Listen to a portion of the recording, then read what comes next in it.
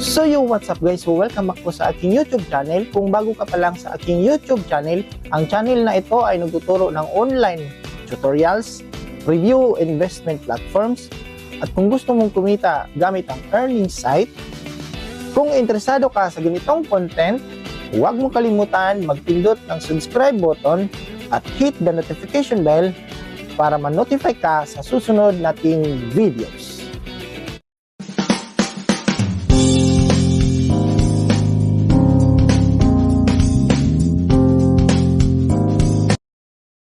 Disclaimer: this channel does not promote or encourage any illegal activities. All contents provided by this channel is meant for educational purpose only. So what's up guys? So meron po tayong comment dito guys na hindi po sila nagandahan sa bagong update ni Meta or ni Facebook dahil hindi na po daw magkikita yung fina-follow ng kanilang mga jowa o kanilang partner.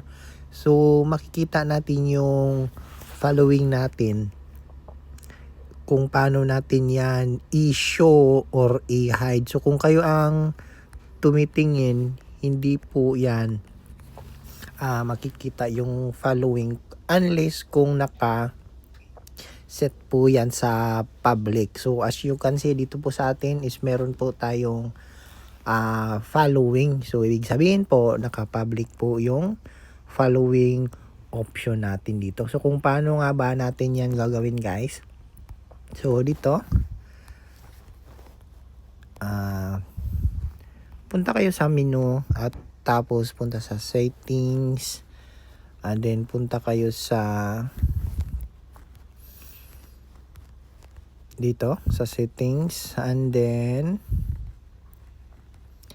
ito followers and public content. So under po dyan, dito po natin yan makikita sa who can see the people and pages you follow. So dito i-click natin yung only me tapos save.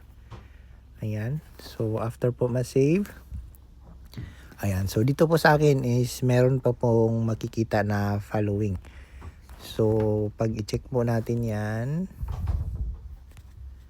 ayan.